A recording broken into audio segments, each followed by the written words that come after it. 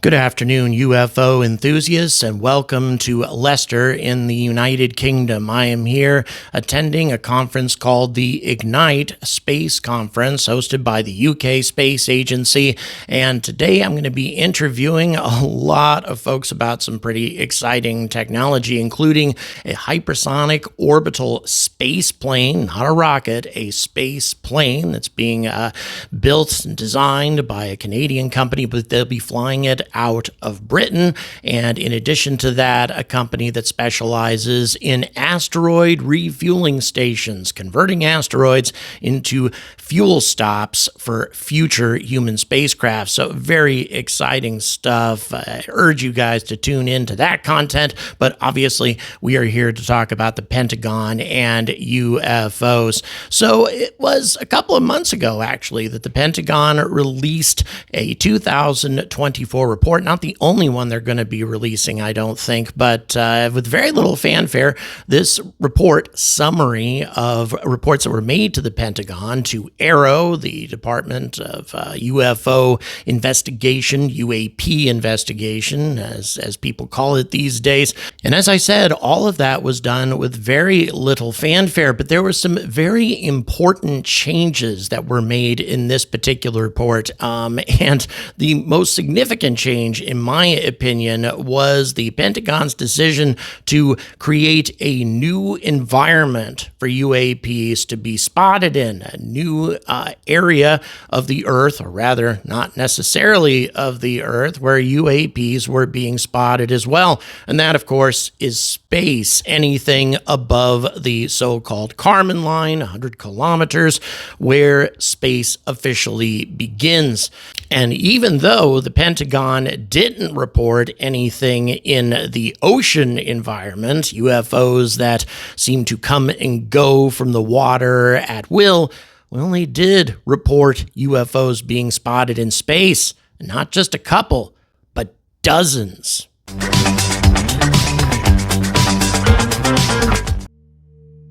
So the new report covers UAP reports from May 1st, 2023 to June 1st of 2024, and all UAP reports from any previous time periods that were not included in an earlier report.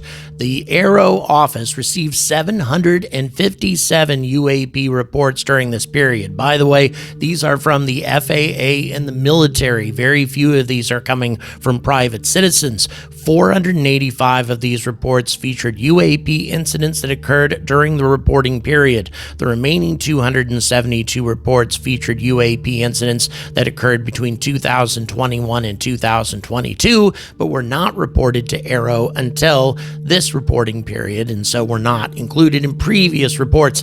118 cases were resolved. Only 118, but 174 additional cases are queued for closure pending a final review. So all 174 of these cases have been finalized as prosaic objects, as they call it: balloons, birds, satellites, drones, aircraft, that sort of thing. But many other cases remain unresolved, as the report points out, and AARO continues collection and analysis on that body of cases. But they continue to emphasize that AARO has discovered no evidence of extraterrestrial beings' activity or technology. But it's very clear that, in spite of previous reports to the contrary, there appears to be a direct connection between UAPs and spaceborne encounters. Previously, it was said that virtually no UFO/UAP encounters happened out in space, but we're talking dozens of encounters in just a one-year time frame. Now, U.S. military air crews provided 2 reports that identified flight safety concerns, and 3 reports described pilots being trailed or shadowed by UAP. However, AARO emphasizes that they have no indication or confirmation that these activities are attributable to foreign adversaries, but still, these cases remain unexplained and unsolved. So as of October October 24th, 2024, AARO has received a total of 1,652 cases, and given that they're only solving about 300 of these every year or so, I don't see how they're ever going to be able to keep up with the backlog, at least not with their current staff and current funding.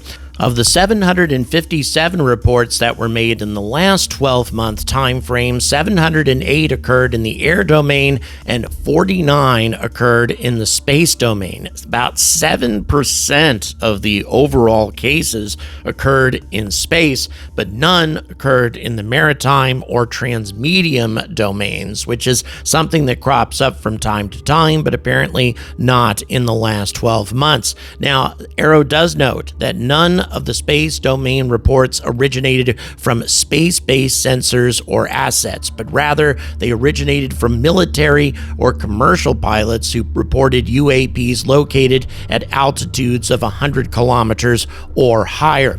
Of the 757 reports, 392 came from the FAA.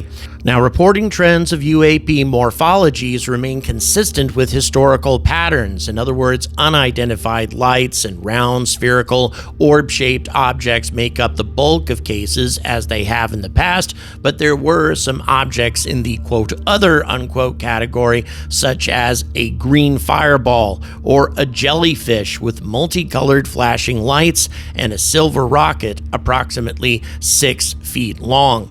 So the overall breakdown goes like this: 65% of the reports were lights, 22% were orbs or spheres or round craft of some kind. Again, I think this is significant that it ends up being orbs that are reported the most often. And then after that, there's 4% that are cylinders, 1% disc, 3% triangle, 1% square or polygon, and then 4% other. So yes, the vast majority are either lights or orbs. But again, for the first time, the Pentagon is really focusing on space-based reporting, probably because they spotted 49 UFOs in orbit. Near as I can tell, the vast majority of these cases remain unidentified. Now, the geographical distribution of these reports was quite interesting as well. Here's what it looked like in fiscal year 2023. It was actually a 12-month period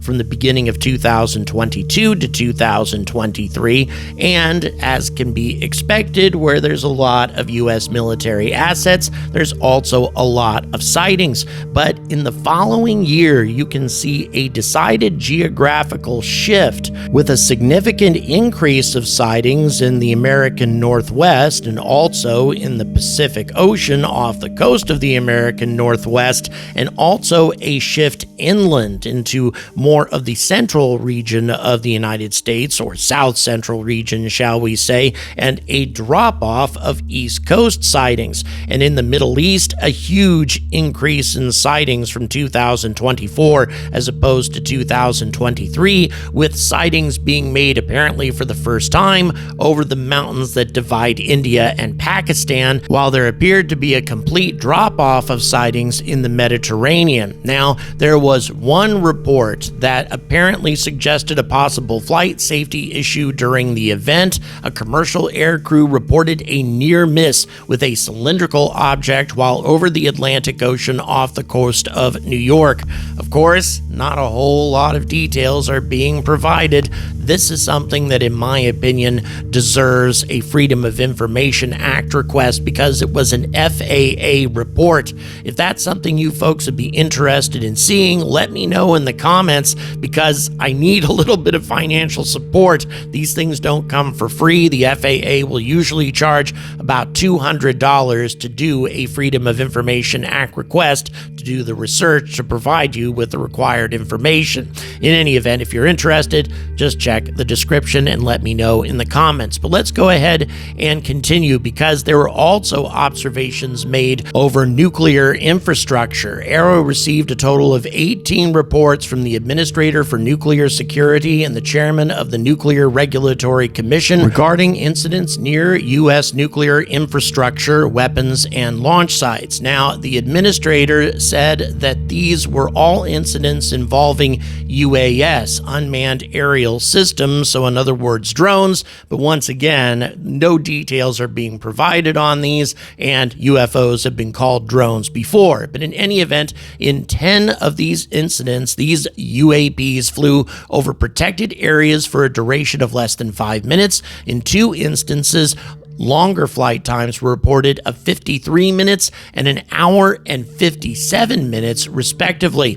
Flight duration of the remaining cases is still unknown. 16 of the cases involved 1 UAS, while the remaining cases reported 2, and in 1 instance, the UAS entered and departed the protected area twice. I keep calling these things UAS, but really, in my opinion, they're UAPs. On-site security observed these UAP in at least half of these cases. On August 3rd of 2023, the D.C. Cook Nuclear Power Plant security recovered a crashed UAP that was given to local law enforcement in Berrien County, Michigan, but Arrow has no further information about the crashed UAS, which is very interesting. Seems to me that I might want to make a call to that local law enforcement in Berrien County. In any event, during October 10th to the 15th of 2023, a nuclear fuel cycle facility in Lynchburg, Virginia, observed UAP flyovers for 6 consecutive nights.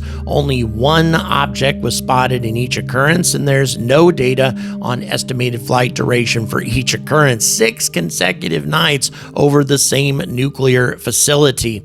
Now, there is no information, once again, this is predictable, that Arrow has been able to uncover to indicate that there's any sort of reverse engineering program being conducted by the government on UAP. Once again, I think this is the answer we're going to get from Arrow for as long as this department exists. I don't think that is ever going to change. But as I have mentioned a number of times in this video, there has been a change in the Pentagon's philosophy in terms of how they're reporting these incidents and the geographic locations where they're reporting them, and the idea that they are starting to focus on the orbital environment. The environment above the Kármán line is significant. It suggests that there is a lot of activity going on up there, or at least a lot of sightings taking place with objects traveling through this medium. And again, that is something that is quite remarkable, because certainly there are satellites up in orbit, and certainly there are other objects, spacecraft, the space station, etc. But if we're talking about objects that change their trajectory, if their flight path changes in mid-flight while these objects are being spotted, or if they are anomalous objects that are actually seen from the space station, as is the case with this particular incident. And by the way, this was something that slowly came into view. This is not a smudge on the lens or some sort of trick of the lighting or something like that. There was nothing there, and then all of a sudden this thing came into view in the same footage, and then abruptly NASA cut off the footage, as they always do with these sorts of sightings from the ISS. We need NASA to be giving the astronauts on the ISS and astronauts who travel into low Earth orbit in general a new directive. They need to report these sorts of things. They need to stop dismissing them as satellites or as atmospheric effects or thunderstorms, something along those lines. Indeed, even though quite a few of these sightings probably are these sorts of mundane objects, I think there's a great deal of evidence to suggest that not all of them are. And astronauts need to stop being concerned, stop being afraid of ridicule, of destroying their reputation with their peers, destroying their future as NASA astronauts by reporting these things, and not simply dismissing them them as mundane objects without any solid proof to back up these claims. Yes, they may indeed be satellites, but they might not be. Keep in mind that the Curiosity rover, together with other spacecraft in the vicinity of Mars, have photographed cylindrical objects in an area of space where there are precious few human spacecraft, and certainly none that are cylindrical in shape. So if these sorts of things can appear in front of the cameras of the Curiosity rover, they might appear in front of astronauts as well on the International Space Station. And to ignore or dismiss these things out of hand without examining each case in detail is beyond irresponsible. We need to have a different philosophy for all of this, especially with space sightings of UFOs. And up to this point, there has been little support for this kind of observational program, but at least the Pentagon seems to be taking it seriously. Thank you very much for watching. Please don't forget to like and subscribe, and also please consider supporting this channel on Patreon. This month, I'm going to be releasing a Patreon exclusive UFO video about Project Blue Book and some of the amazing cases that were studied during the course of that government project, cases that have been long since forgotten, cases that were never solved, and some of the incredible Air Force personnel who were behind the investigations, who also, by the way, didn't dismiss these things as mundane objects, at least not all of the time.